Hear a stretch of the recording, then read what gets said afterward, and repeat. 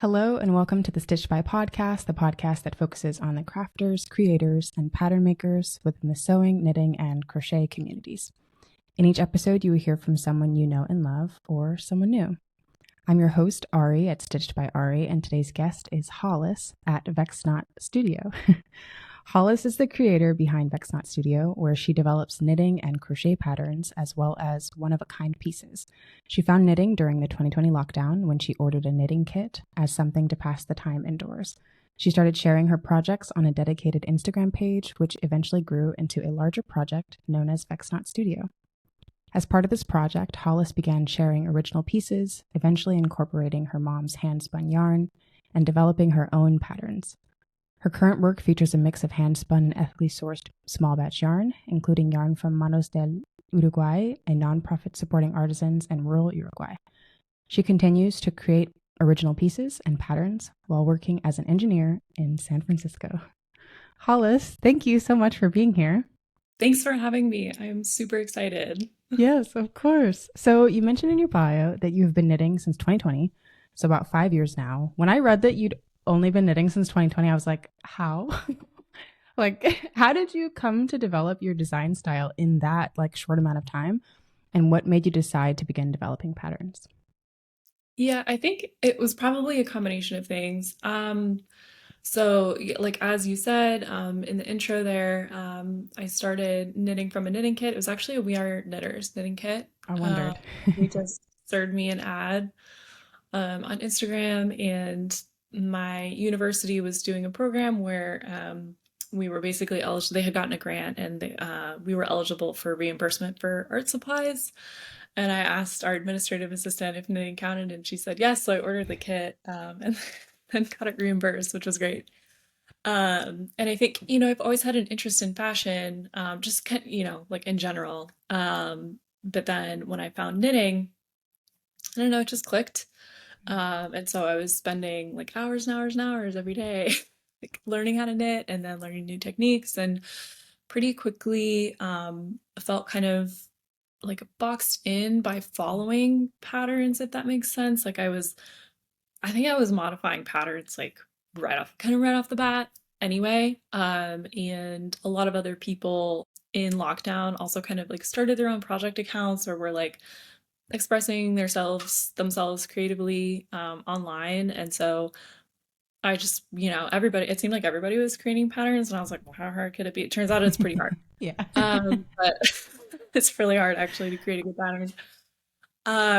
But gotta love like enthusiasm and naivete is a great combination. So yeah, I was modifying things anyway. And so at some point I was like, oh, maybe I'll just start publishing things. Like people started asking me, like, oh, are you gonna write a pattern for that? Mm-hmm. And so yeah, it was a pretty organic process, but definitely very much accelerated. Like I don't know if without COVID and just kind of the extra time Mm-hmm. that I had on my hands because I wasn't able to do my other things. I don't know how this would have worked out or whatever, but yeah, here we are.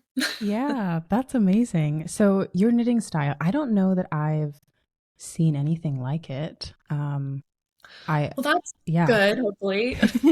No, that's great. It's great. I'm like enthralled with your style, and it seems really consistent. And I'm like, how did you decide that these were because like you seem consistent with like your use of color, how That's you hilarious. incorporate them. Yeah, how did you come up with that?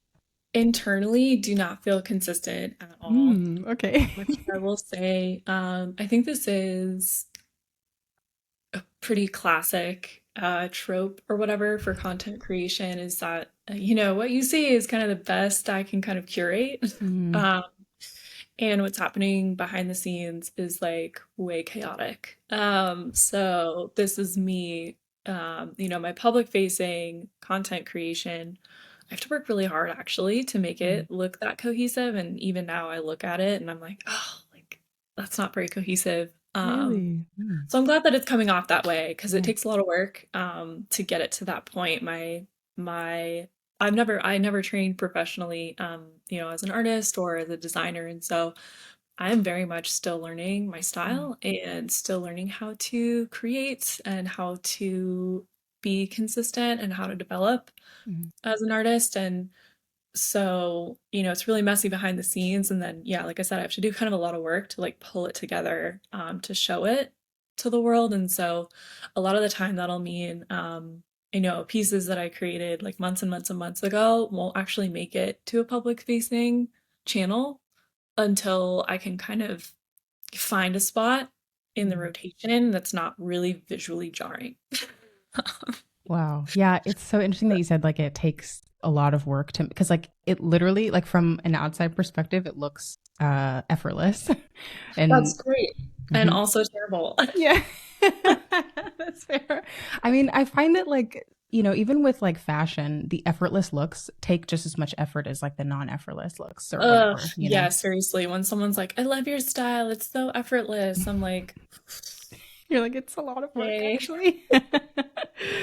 That's awesome. That's It cool. just took me like an hour to get dressed this morning, but effortless. That's funny. So you said that you also incorporate your mom's, or you did at one point, your mom's hand spun yarn. So like, does your mom own like a yarn business or company, or like how did that come together? Yeah, my mom honestly has been spinning and weaving like as long as I can remember. Wow. Just in kind of a hobby kind of format. Mhm. She just loves being creative, and that's like one of the avenues in which she's creative. And once I started knitting, I think that kind of reignited a spark for her, and so she started producing high enough quantities that it then was possible for me to actually use her yard. She was producing enough yardage. And the kind of the type of yarn that she was producing works really well with the Classica wool from Manos, which I had like already been using. And so it was just kind of a happy sort of serendipitous kind of Mhm. meeting of the minds. And it's actually really difficult for me to part with her yarn. Earlier this fall or last fall, I ended up selling a good probably 80% of what I Oh like wow. currently in my stash. That's hers on Mm. her request. Because she wanted to, she's like all artists. She wants to see her stuff out in the world being Mhm. used, and that was so hard for me. Yeah. But this is my mom's yarn. Right. But the people wanted it. The people loved it. I actually still get DMs, even Wow. now, like many months later, from people saying like, "Hey, when's the next shipment?" And I'm Mm. like, "Never." No, no, I will definitely happily facilitate that. So yeah, and since she also worked in tech for a Mm. long time, and actually just recently retired, and so she's kind of now like picking up steam um, on this hobby is taking up, more of her time. And so, yeah, I think it was definitely a bit of like synergy between the two of us, Yeah. kind of pulling this together. Yeah. And yeah, it's by far like my favorite projects to work on are ones with her yarn. Mhm. And they're also the most difficult for me to let go of. Right. That's so sweet. It sounds kind of like to a degree you've a little bit followed in her footsteps, maybe a little bit differently. How did I guess you said she's been weaving and spinning yarn for a long time. Um, what made you start in 2020 and not sooner? Like, did your mom ever try to get you into knitting or any of that? I have a couple memories of when I was really little of trying to learn how to knit or knitting. My grandma also knit, but Mm. she mainly sewed. She Okay. actually was a professional seamstress, and so that was really her thing. And so I think she had knitting kind of on the side as like like a for fun only and experimental thing for her. And I feel like one of the both of them must have been the reason that I have those memories, but I guess it just didn't really take, or I don't Mhm. know. I don't know. Yeah. And then, life goes in a lot of different directions. And I was always involved in the arts. Like I was always taking tons of art classes, and actually had a portfolio in high school, like ready to go, ready to Mm. apply to art school. Mhm. And I ended up going with engineering instead. Um, and I often look back on that and go, "What was I thinking?"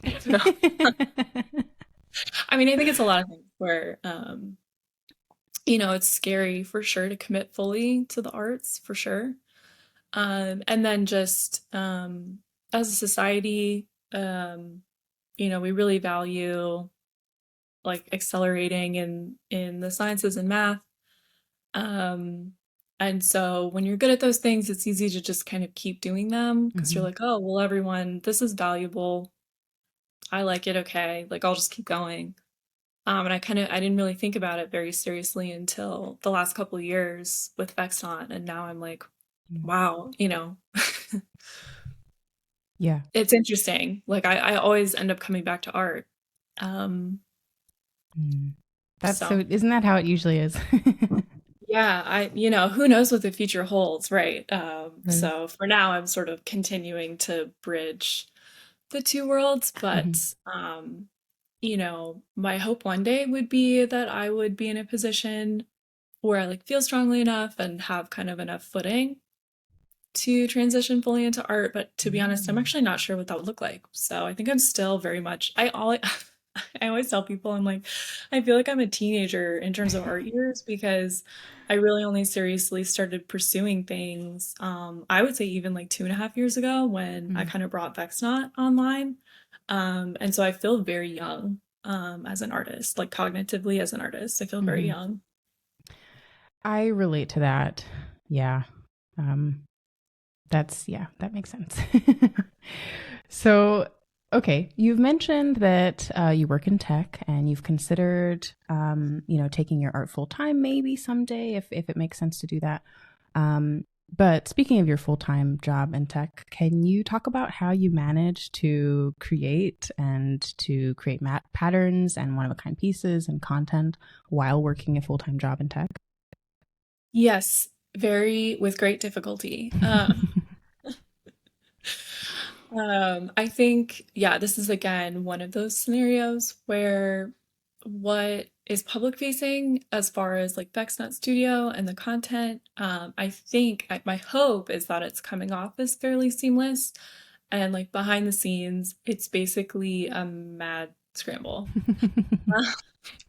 Like I'm very often kind of like stockpiling like ideas and content, and then again kind of like letting out the release valve of like what I end up showing in my Mm. public facing channels more like more slowly or more like evenly than the creation is happening behind the scenes. Like there have been points, I mean this last fall and winter was one point, but usually a couple times in the year there will be like 6 or 8 weeks at a time where my hours are so demanding in my professional life that yeah, I like don't pick up needles for like many weeks at a time, which Mm. is always like deeply frustrating.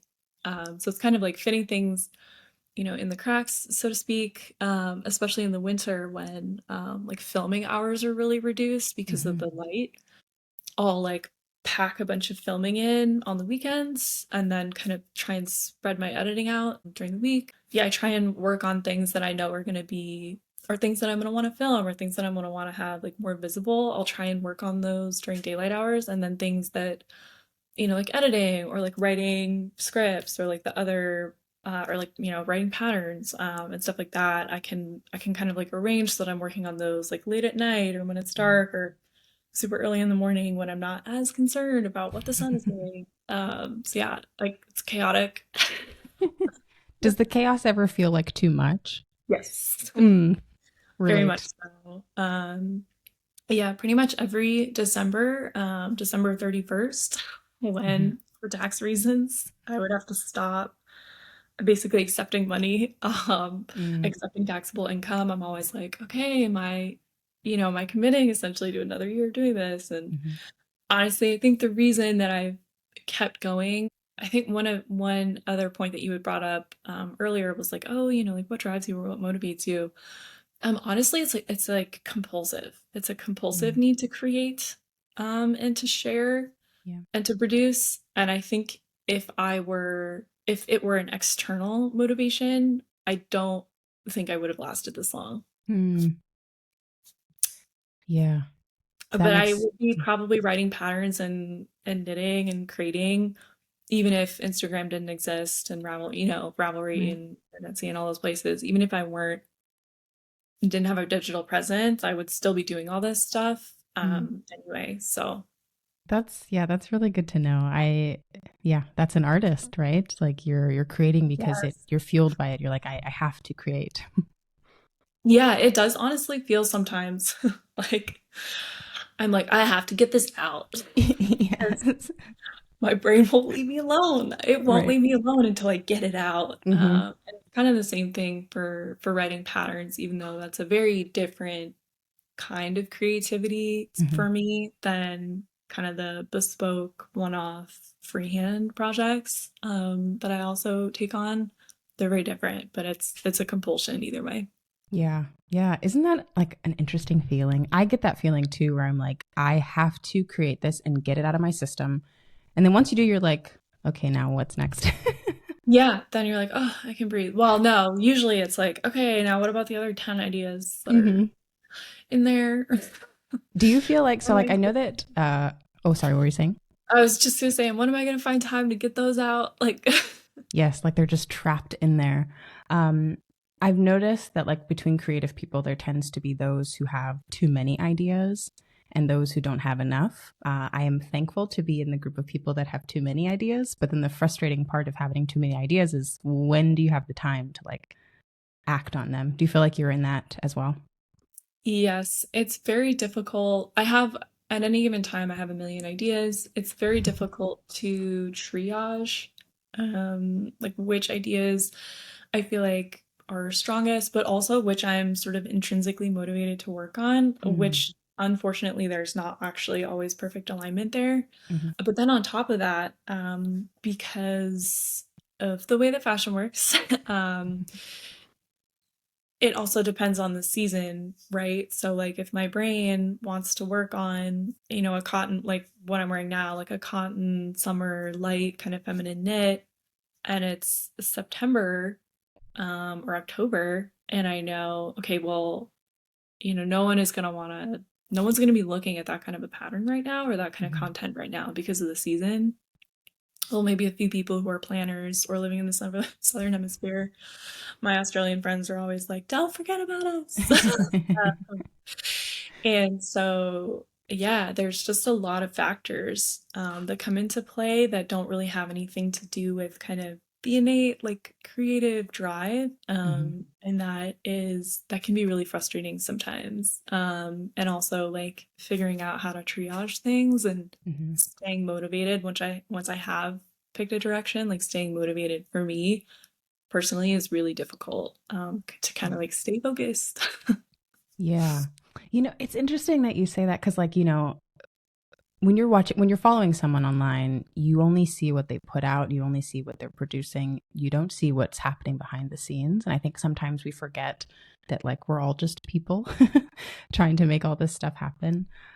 What do you do when you don't feel motivated to create, but like you've built up this platform where people are expecting, photos and videos and patterns from you? How do you manage that? Yeah, it's really tough. I think there was a period earlier this fall, winter, where because of things that were happening in my personal life, I wasn't able actually to produce any content from like early November, like all the way into January. And it definitely impacts me from I would hesitate to say mental health, but it's definitely something that I'm thinking about. How is this going to impact Vexnot Studio's presence online? Like, how is this going to impact, sales? How is this going to impact like my relationship with people who have expectations? Hmm. And how is this going to impact my own relationship with my art if I kind of like hit pause and don't carry through on like momentum? And it can be really tough sometimes. I think also just given the landscape when your business is primarily established or driven through social media, where you don't necessarily have a ton of control over how and when your content is shown to people. It's by nature an external locus of control, which is kind of a recipe for unhappiness. Yeah. So I'm definitely still learning how to navigate that. And it's something that I ask myself a lot, where the question for me is, I'm going to be creating kind of no matter what. Mm. Is what I get out of having a social media presence, having an online presence, is that more helpful than it is harmful for my creative process, and also like the business? And it's not always obvious, and honestly changes month to month. Right. Yeah. Whether that is worth it. Um, Mm. but yeah, the expectations I have for myself are really high. And Mm. because of the way that social media works, like you can literally see in your following and your engagement numbers, you can see kind of in real time the feedback Mhm. from other people. Um, and I don't actually know for an artist whether that's a good thing. I mean, Hmm. the nature of art is to be interacted with. Like, you don't, like, artists don't make art in a vacuum. Like, they make it because they want to make it, but then sort of the other half of the equation is also having other people interact with it, either look at it or touch it or use it or whatever it is. And so I'm not saying like that other half isn't important, but typically, historically, like people have started interacting with the art, when it's finished or kind of in a slower fashion, rather than kind of the instant engagement and like dopamine environment that we have now in kind of the modern artist economy. And yeah, I think there's been really interesting like innovation, but also sometimes I do wonder whether that's a good thing. I feel you with that. Yeah. Because you're just like the nature of social media and like what that does to an artist, because it's like there's like this constant need to create and produce and post and share and have people interact with what you're creating. And oftentimes people are more interested in like the final outcome of what you're doing. And so it's like this, like, I don't know if it's self imposed or if it's like social media imposed of like needing to produce these final outcomes to like feed the algorithm essentially. And it's like, does that like tear us down a little bit as maybe internally as artists when we're like, I want to create because it's fun for me, but I also feel like I have to give to this other thing? Yeah, I will say, I feel, I think I used to feel that way when I was kind of first establishing a presence. Not that I'm a huge presence on Instagram, but when I was kind of first establishing myself, I definitely felt that pressure. Um, Now I would say the pressure that I feel is more on the content production itself rather than having a finished piece to go with the content production, if that makes sense. Like, Mhm. I have spent hours and hours and hours and hours learning how to edit videos, to an extent that I would never have predicted Hmm. 2 years ago, where, now I'm doing like desktop editing and voiceovers. And I actually enjoy that process a lot. But I do often find myself thinking like, how many hours this week did I spend editing videos? And how many hours did I spend knitting? Like, Right, right. not at the ratio that I necessarily would want. Hmm. Yeah, yeah, Um, yeah. and so luckily I enjoy the editing process for video content creation, but it's just not my main, like I'm not a content creator in that vein, or that's not necessarily like the product or the primary creative flow that Hmm. for me as a person, that I'm not, like a director, I'm not a videographer. And so sometimes I do wonder about, again, like that balance of where my energy is going, Hmm. where my creative energy is going.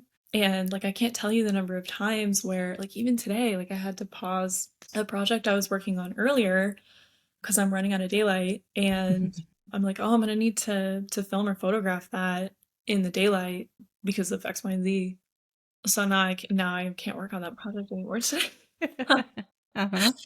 So, like I said, I'm developing a lot of skills that I hope are going to be useful beyond just like creating my own Hmm. content, like for my own Instagram at some point. I'm like, hopefully this will be useful outside of just this context. But yeah, it is difficult. The pressure to be continually adapting to what is going to be engaging Hmm. for the audience. There's a lot of pressure there.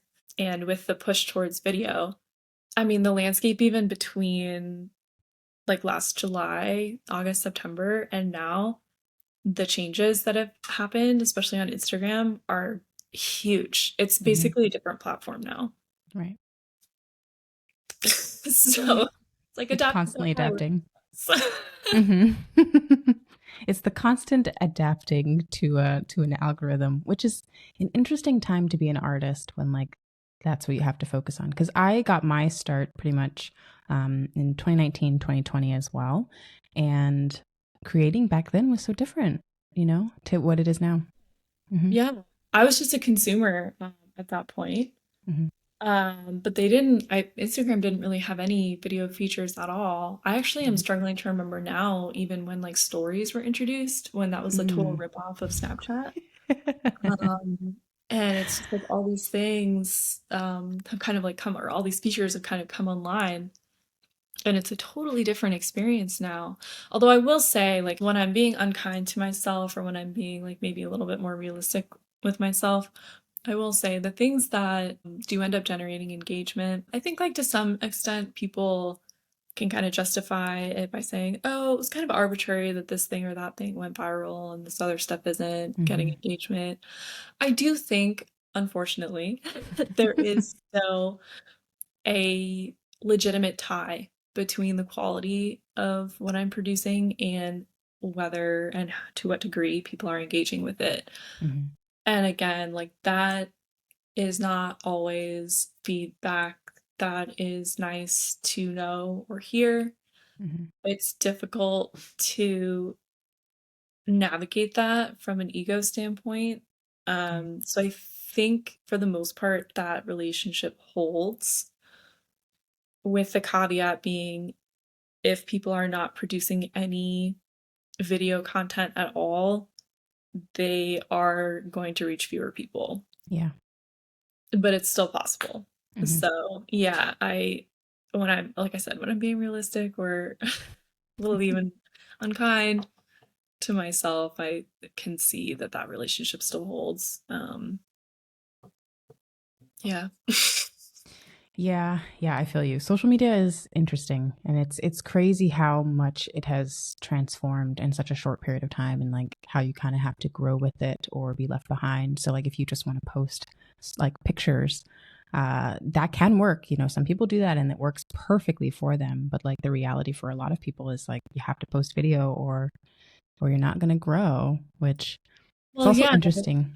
Yeah, and it can't be, I think now, I mean, I look back at some of the stuff that I was making, yeah, like 3 years ago.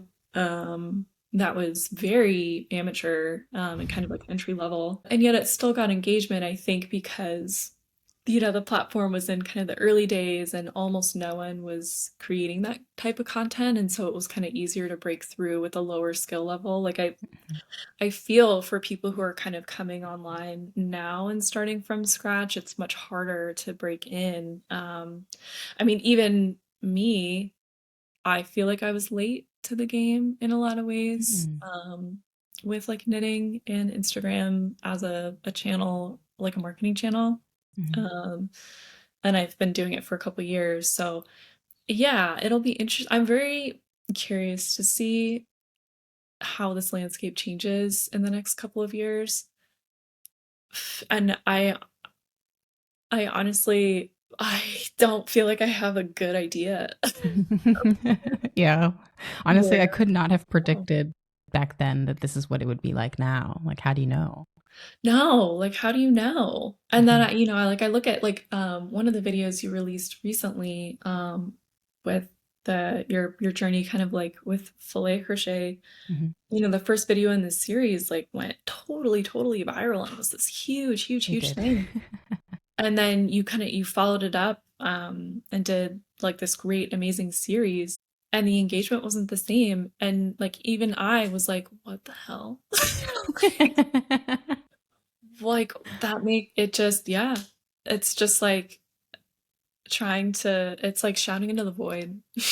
It is. Yeah, it's interesting because like with the second video, I already knew like I could just think about it and like it's not going to hit the same amount of people as the first video did. Just simply because like a second part typically doesn't, like a second movie unless it's like a million times better than the first is never going to do as well. I will say the difference is Shrek 2. That one did Shrek well. 2, high So it quality can be film. done. It can be done. It can be done. It can be done. But that's just the nature of the And Rush social Hour media 2. game. Rush Hour 2 is way better Yes, than the first so one. For true. for anybody who's listening who has not watched any of those movies, watch the second one first. Yes. That's so funny. So something else I've been curious about is a lot of the times designers, they will either make pieces for sale or they will sell patterns. How did you decide that you wanted to offer both options? And like, what has that experience been like for you? My answer to that is that I did not decide. I never Okay. decided. And it actually is something that's a point of like great internal angst and conflict a lot of the Mm, time. mhm. Can you tell I'm not an optimist? No. Um, I frequently, when I'm talking to my mom about how things are going or development, I frequently am like, why can I not pick a lane? Like to save Mm, my life, I cannot seem to pick a lane.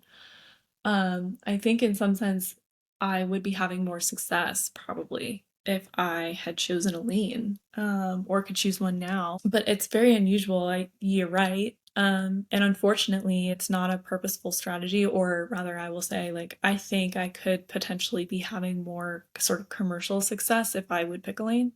mm, But again, it comes back to that compulsion where, sometimes I have just like this insane desire to just create a one off just to like get the idea out of my head. mhm. And then other times, like the last couple weeks, I've been working on a pattern for the thing that I'm wearing right now. Mm. Yeah, I saw And that one. that's what my brain wants to work on. So, for now, I think I'm going to keep operating that way because at the end of the day, for me, Vexnot is really like an extension of myself. Mhm. And I'm trying to remember why I started this in the first place. It's hard when money comes into play. It's hard to Mhm. figure out how to navigate that for sure. But for now, I think I'm going to keep it. But yeah, that was one of the questions where, yeah, when you asked me that, I was like, get out of my head. Were you on that phone call with my mom last week? All right. That's very funny timing. I just, I feel you on the how do I pick a lane? Because, like, here I am with an account that does sewing, knitting, and crochet. Like, you don't see many of those. Of course, people do it, they do all three. No, But, like, like, yeah. yeah, picking a lane. Yeah. And Yeah. And a podcast. Because I'm like, you know what? I have all these hobbies. Let me just put them together. I've been trying to do that anyways. Now's the time. why don't we just lean in? Yes, exactly. Yeah. I'm leaning in. I used to because, in general, we're told like you have to do it like this, you have to do it like that when it comes to anything, especially when it comes to business or creativity or whatever. And I feel like at some point we have to decide like, do I do what I'm supposed to do or do I do what feels natural and right to me? And I think you kind of hit the nail on the head when you said like, this is what my brain wants to do. This is what feels natural. So like, I'm going to keep leaning in until maybe at one point it doesn't, but you'll know Yeah. when that is. Another like facet to all of this for sure is that the pattern space is very saturated already, Mm, particularly with super strong and large brands kind of already established before I kind of came into being. And so I think it is, like there are only so many ways to kind of put together a garment, and there are only so many stitches. And while I do think there is still room for a lot of creativity there, like in that space, it is, I think, really difficult to create patterns that are like new and engaging and original, Mm. and also like high quality and kind of like break into that space. And Yeah. so one reason, I'm kind of hesitant to let go of my desire to create, well, I think I will always create one-offs, but whether or not I share them is kind Mhm. of the question here. It's so Yeah. funny because I'm like this behind the scenes, like there's a bunch of stuff going on that no one ever sees, Knows. like is on the Mhm. cutting floor, so to speak, or literally on the floor. And so that's like definitely one of the reasons. I think like if at some point there were there was a period of momentum, where I was consistently only creating patterns, and kind of only wanting to work on that, then that might be a case for me to, yeah, kind of like transition the channel Mhm. or my digital presence more towards that, or conversely with one-off pieces, but then sort of continue my creative pursuits, with either one of those kind of behind the scenes. But I have, I think, not quite reached that point yet. And like I said earlier, I am very much still finding myself and finding my footing as an artist and as Mhm. a designer here. So even I still feel strange actually calling myself an artist and a designer. And so that comes into play with my patterns as well, where I still feel like I'm finding my footing. Mm. And I may never, you know. Right. But if I do, like maybe at some point the division will be obvious. That's what I'm hoping. Mm. Well, historically, like but I just have never really been able to like commit. I mean, like I said, I'm still working in tech. I just have never been able to commit. Right. That's funny. A It's couple of hard to things sell as a brand. Like it's harder yeah, to not choose. It is harder. So right. Yeah. A couple of things you said kind of stuck out to me. You said first that it seems like the pattern making space for knitwear is saturated. How do you contend with that? And like how because like there are going to be people out there that are like, oh, I want to do XYZ, but oh, I shouldn't. There's too many people already doing it. I've always kind of been of the mindset like nobody is you, and assuming you're not like recreating exact for exact someone's work, same fabric, same color, or same yarn, all that stuff, the work that you put out is going to be different naturally just because you're a different human. So like how do you balance the pattern market is saturated with I still want to create and I still want to put out patterns in my own way? yes, I think about that a lot. And you're right. Like if someone else had come up to me and said what I said like 5 minutes ago or whatever, I would never tell them, well, don't enter the space. If it's saturated, I would obviously never say that. And I also wouldn't feel it either, just to be clear. But it does come down to like at that point, then we're kind of moving beyond selling just the pattern as kind of like a standalone product or whatever. Like at that point, who you are as a creator or the kind of like the specific characteristics that tend to make up your work essentially Mhm. comes into play. Like for example, when someone is looking at, like a petite knit pattern or my favorite Mhm. things knitwear pattern or Dama's knits, they're kind of also buying into that brand or lifestyle as well. Mhm. And so, like you said, every creator is kind of unique, and comes at things from their own perspective and own style. And that extends to the patterns themselves, where, I have kind of my own style of pattern writing, my own style of constructing things. And the hope is that, okay, even if I'm not the first person to write a raglan style like buttoned up shirt, right? But Right. I am the first person to do it in my particular style that is Mhm. hopefully really easy for other people to like see themselves in Mhm. and read and create using the pattern instructions. And so that's where the individual brand kind of comes into play and can really make a huge difference. I mean, I myself even have that experience as a consumer of patterns where Like, luckily, because I've spent so much time over the last couple of years developing my own skills as a knitter, even if Mhm. a pattern is kind of I can usually find my way through even kind of like the roughest, like not most intuitive patterns. But that's not true for everybody. Mhm. And so, that's always my first goal when I'm writing a pattern is to really make sure that people can get all the way through and that they can reproduce it for themselves. Right. So yeah, my hope is that that comes through, but yeah, Right. hard. Yeah. Yeah, yeah, totally.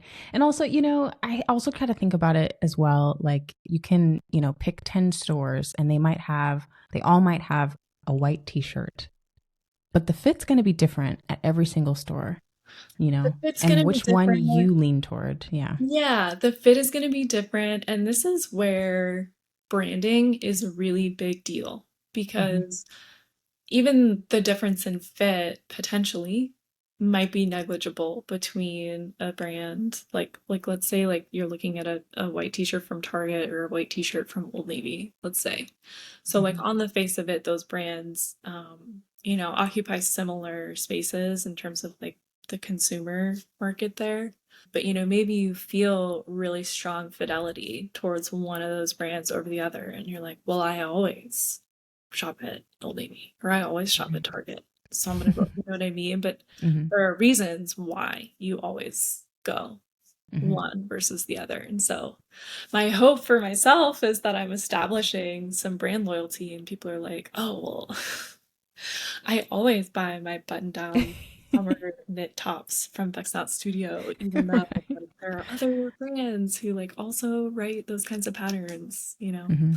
Yeah. Yeah. Because people are buying into you as well, and so they're going to Yeah. be like, oh, well, even though this might happen over here, I know that, Hollis creates a pattern that fits me the way that I want, and I like her instructions. So I feel like that's a big difference too when it comes to, and, regardless of how many patterns are out there, I feel like you always are like missing something, like something's always missing. Yeah, how I think I said this earlier where I was like, even at the very beginning, I was still modifying things because it wasn't totally right for me. And so yeah, having that experience myself, I put a bunch of work into my own patterns to basically create space and opportunities for people to make their own modifications. It's very rare for me to specify like row counts or Hmm. like depths basically for certain parts of the fabric so that people can basically use their own bodies as their guide Right. to create the garment that's going to fit them the way that they want to fit it. And I also think you bring up a good point, an important point too, regarding like size inclusivity. Hmm. Everything that I design is something that I personally want to wear, and I sit kind of, at one place in the sizing spectrum. And then I kind of do my very best. I cannot tell you the amount of time that I put in, the amount of time that it takes to scale things up and down from where I'm sitting.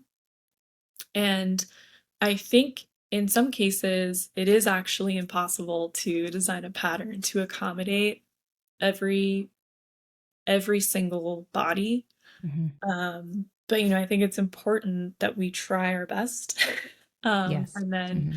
along with that, there are sort of natural important niches that designers kind of end up filling for, kind of their home body type, so to speak. And I love that. Like I know Jessie Maid is a great example of someone Hmm. who is just a killer designer Yeah. and has all of these modifications, like brilliant, very sophisticated modifications, so that lots of different people can make her patterns. And I find great inspiration in that. And I am Yeah. still, even now, like learning new techniques and incorporating them in my patterns so that hopefully people can get as close as possible to the best fit for them. Right. So yeah, it's a crazy, just, you see a flat, you see a flat photo on Instagram and you're like, oh, cool, like a shirt or a Yeah. sweater or whatever. And just underneath of that, and behind that is just like hundreds of hours of work and intention and thoughts Hmm. and math. Yes, the math.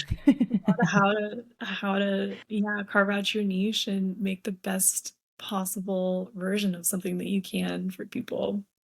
Yeah, that's amazing. Yeah, that's so important. Yeah, inclusivity is super important. And, I think the more people come out with becoming like pattern makers, I think that a lot more people are trying to consider inclusivity and just like have it naturally be a part of their business model, which is super important because um, our clothes we shouldn't be fitting our clothes. Our clothes should be fitting us. So, Our clothes should be fitting us. And I think, there is more than enough space essentially mhm. for everyone, including designers. There's more than enough space for all of us to kind of develop our like home field or whatever, and then Yeah. like do our very, especially through like testing, like do our very best to kind of expand those boundaries as much as possible. And I think it's awesome that we've got just like a huge range of designers who are just like doing their thing and filling needs Yeah. for the pattern consumers. Yeah. So yeah. Yeah. So, something you said earlier, and just in general, a curiosity that I have, you work a full time job in tech as an engineer. Um, do you feel like your job in engineering brings back any creativity to the work that you do, or do you feel like it's like 100% separate? I know a lot of times people um, say like, oh, you're either good at math or you're good at like arts and English or whatever it is, but like clearly you're good at engineering and you're good at art. So do you feel like there's any like connection there, or is it just like different parts of brain and that's just that? It's just a coincidence. No. No, I think I do often compartmentalize. Mm, In fact, most people, the vast majority of people I work with never know actually anything about Vexnot, and I do that on purpose. mm, It's like my safe space, yeah. my safe, happy space. Most sometimes. That's not. Um, but I will say, especially in the type of work that I do, with which ends up being like very algorithmic, the ability to identify and construct patterns and design things with a mind towards like modularity and also like the ability to scale. Those are skills that are useful like in both domains. Hmm. But I will say like the kind of like primal intuition aspects of like Vexdot and my more like purely creative work is a very different type of creativity from what I'm employing in my work in Hmm. tech. Um, Right. but I will say that there's much greater overlap between the work I do professionally, and like pattern development in particular, Hmm. it is a version of technical writing. And so the same problems or like points of miscommunication or like themes essentially arise in both places. So I think it's all useful. Um, and honestly, I'm very far from the first person, who works both in tech and has sort of a creative operation on the side. In fact, I Hmm. think honestly that's the majority of people I am kind of mutuals with. Wow. It Mm. seems like everybody has kind of a foot in a technical role, while they're also, exploring yarn and fashion and just like straight up, more traditional arts like painting and drawing. Yeah. So I think there's a lot of overlap, um, which is really cool. Super cool. Yeah, because we're often told like it's one or the other, but people are not this linear. People are not linear. I have to laugh because sometimes people will kind of unprompted go like, "Oh, you're so creative. Like I could never." Da, da, da. And I'm like, "Well, you look really cute today. Like you put together that outfit. Where do you That's think that creativity. came from?" You know what I mean? Or like, "Your Yeah. house is impeccably decorated. What are you talking about?" Right. or whatever, I think actually everybody is creative in their own way, but Mm-hmm. have kind of super strict definitions of that. I don't know Yep. if that's like, cultural or through school or what it is, but people are like, oh, I'm not creative. And I'm like, you are though. Yeah. You should embrace it. Right. Isn't that so interesting? When I was a kid, I would say like, "Oh, I'm not a creative person. Like, I'm just very like, Which is you hilarious. know, Like that's the only reason I know so you. funny." Exactly. Like, I am very creative. It's like insane how creative my brain is. But then, yeah, like, there is overlap because I'm also very technical. And, like we're not linear. We can be more than one thing and what at one time. We Yeah. can. And I think honestly, it is kind of a shame that we sort of end up, I think it's very common for people to come out of like a K-12 education and thinking that the choice is binary. I must either Hmm. pursue, kind of for lack of a better word, like a traditional path where I'm either, going into a trade or I'm going to college and I'm pursuing whatever, or I can, take a chance and go pursue the arts. In whatever form that takes. Hmm. And I think for most people, it's kind of a false binary, and that it is possible actually to incorporate both paths or both like areas into a single path. And I think it's a tragedy that we don't kind of foster that sort of like cross collaboration Hmm. more in kind of like the traditional public school system. Um, Yeah, yeah, I think that's a tragedy. I I mean, agree. especially with how things are changing, particularly for like white collar work right Hmm. now with the new generative AI systems that are coming online. It's difficult to say exactly what that is going to look like a couple years from now. Very difficult to say. Um, But one thing that I can kind of make a prediction on or feel comfortable saying is that um, kind of each individual's like own personal creativity and own like personal development and like footprint individuality is going to be much more valuable Hmm. once we have tools that can produce kind of like the baseline or like nondescript standard like writing or thought. If you have a tool that can write an email or research paper for you, there's lots of implications there, ethical, moral, and like developmental. Hmm. But one thing that I can say for sure is that your value as an individual creator or an individual voice will increase for sure after that. If you have an Yeah. idea or a voice that is all your own, that's going to be even more important. So I think we hopefully will be emphasizing that Yeah. for Yeah. I hope generation so. coming up as AI natives. Yeah. That's so interesting. Yeah, it's interesting being in like an age where technology is just continuing to improve. I'm sure this is how our parents felt when they were our age and new stuff was being created. They're like, "Oh, this new stuff, it's gonna be all bad," you know. Yeah. But Well, then we there see was, that's not true. yeah, obviously a very big shift in how work was done, with the advent of the internet and the widespread adoption of the internet. There were winners and losers, but, fundamentally, at the end of the day,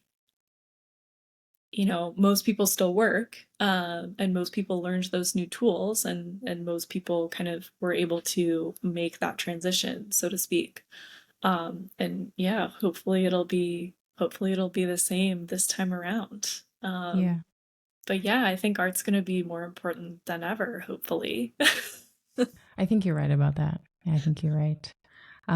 So on that note, when it comes to social media specifically, and like sharing your patterns and putting yourself out there and, being an artist, do you ever feel imposter syndrome or questioning why you create? I know you mentioned earlier that you have like this impulse to create, but do you ever question that impulse? And if yes, how do you manage that? And if no, why not? Oh, constantly. I constantly feel like an imposter, and I constantly feel not good enough as well. I think that's another Mm, kind of a classic response, emotional response to social media. mhm, There's like always another dopamine hit, or like always another kind of like tranche or level that you can aspire to. And it is very, very difficult to remain grounded and motivated.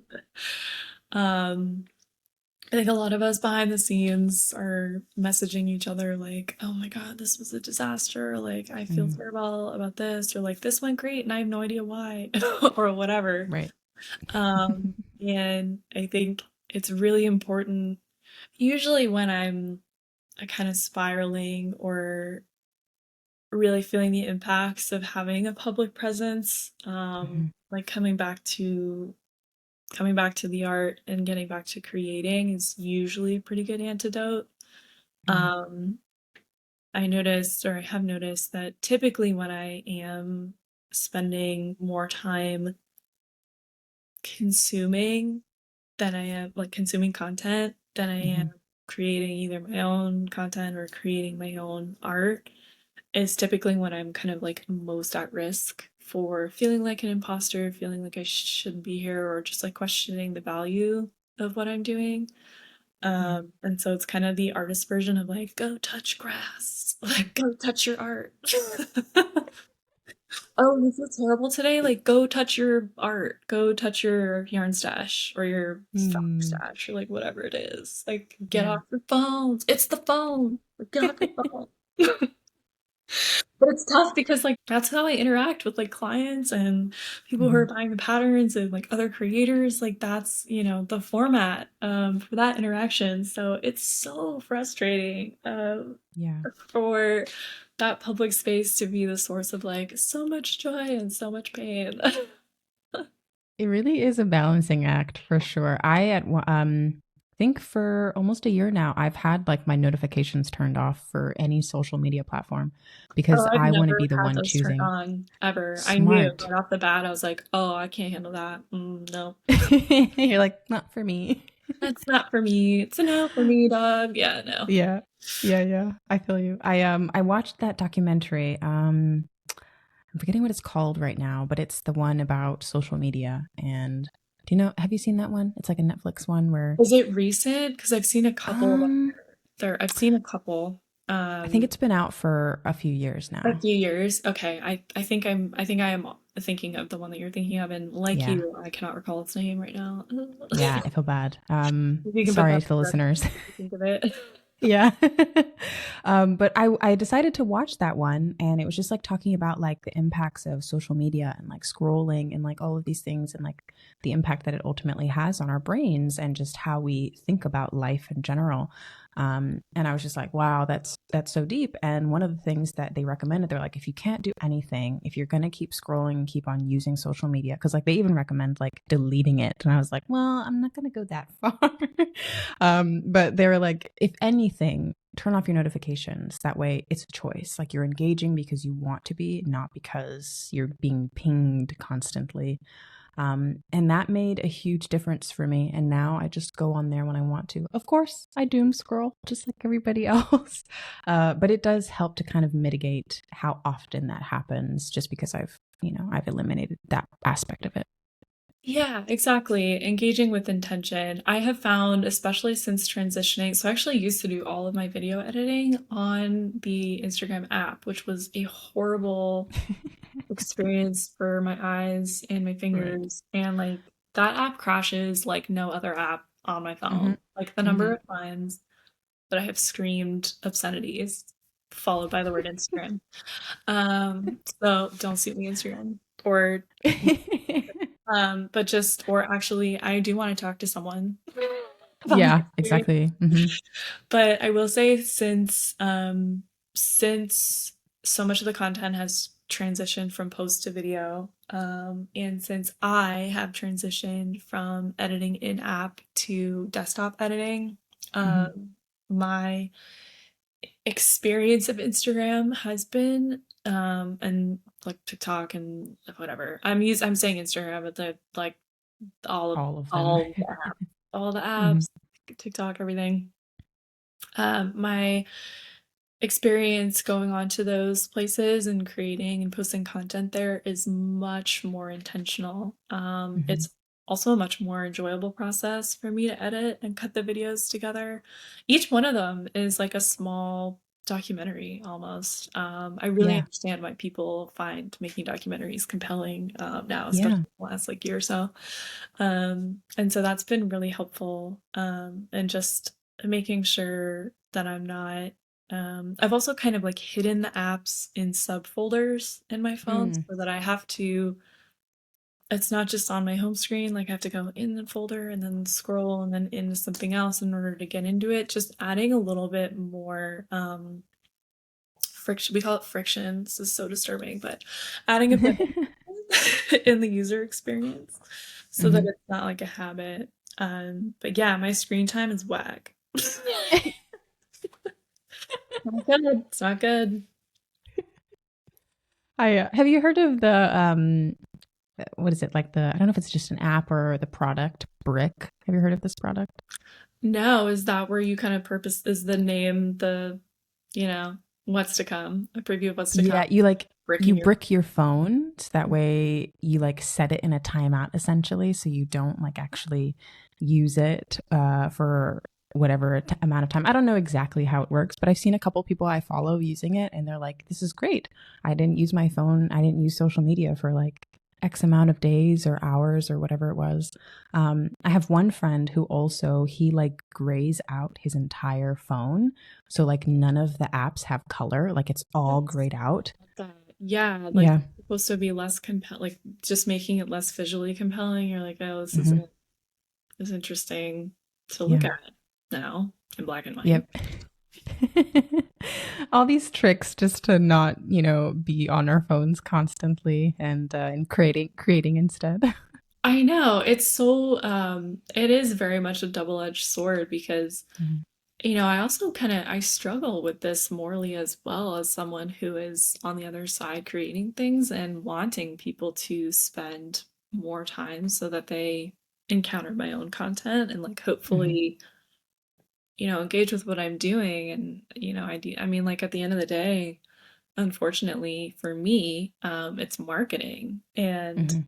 so from like a purely marketing standpoint, I struggle ethically with with creating content and participating in that kind of a system.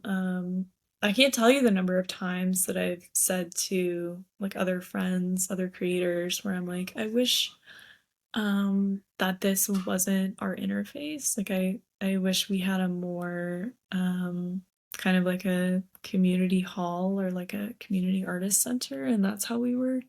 interacting with each other's work, and that I just, had kind of essentially like a mailing list or a more kind of like old school channel to Mhm. send out kind of like finished work or finished patterns or like other kinds of news like that via like an email or subscriber list.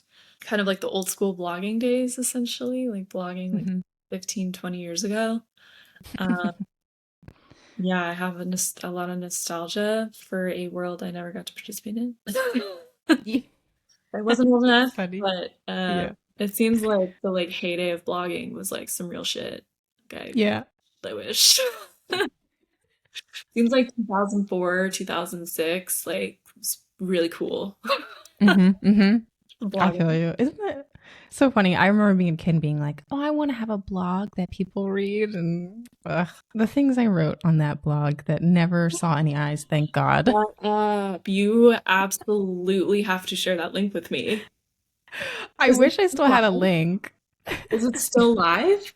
No. Damn it. Maybe. I'm not sure. I'm not sure now that I think about it. It was like Okay. random ones that I would like do on WordPress like a million Stop. years ago. Yeah. Stop. Okay, if you find that, you have to share it with me. You have to share it with I everyone, will but send it. especially I me. will send I it. I want will to share it. I want to hear what little Ari was doing.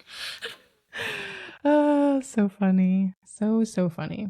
I know. So yeah. Speaking of like creativity. What are you most looking forward to going forward? Whether it be with your patterns, your business, anything of that sort. Yeah.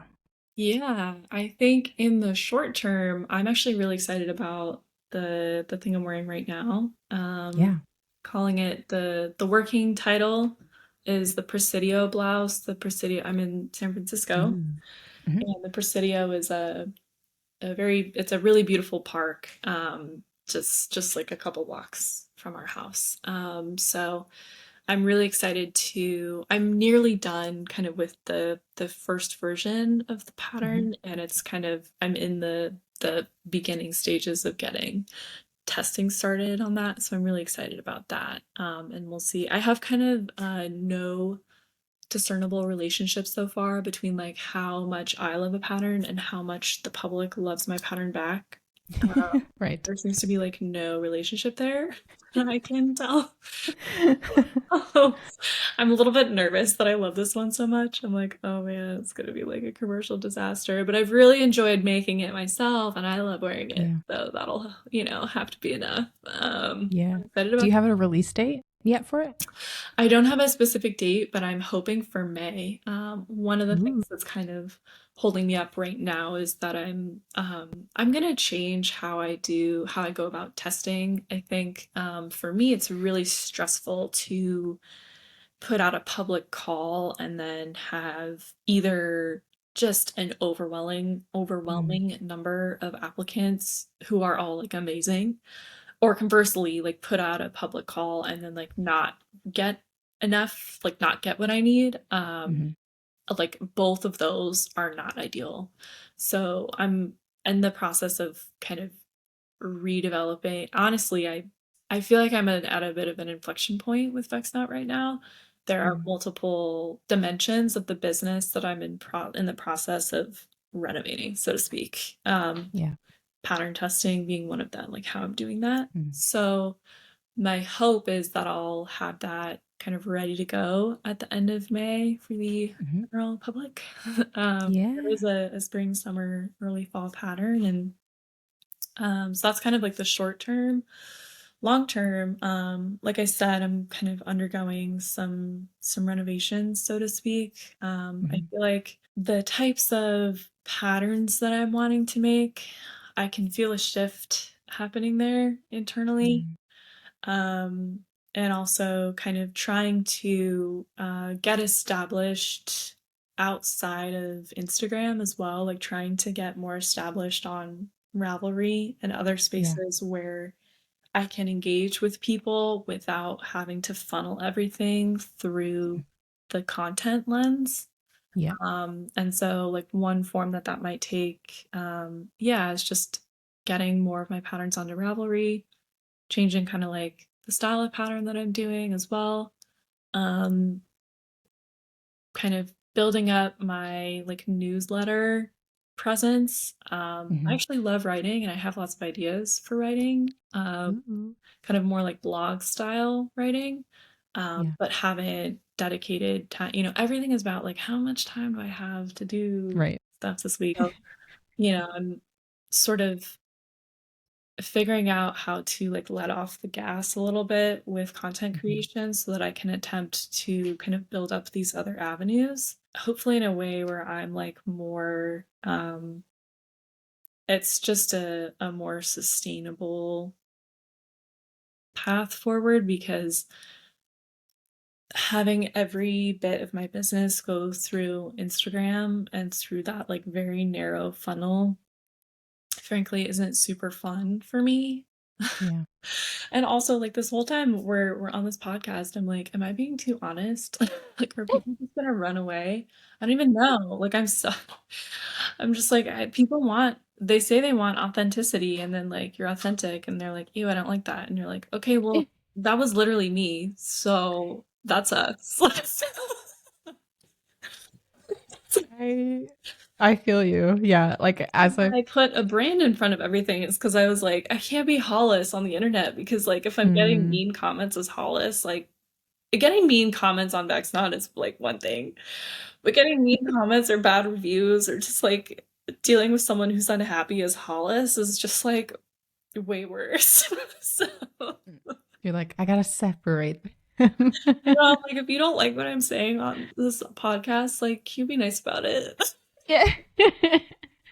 I think that what you're saying is lovely. Everything you're saying is great. And I feel you though, because like as I'm recording these podcasts, sometimes I'm like, did that thing I said, was that weird? Are people gonna read Is into that gonna that? be like misconstrued or like, oh God, no. And like I called out other people specifically for like all positive things, I think, but like Yeah. they also feel like that was positive. Yes.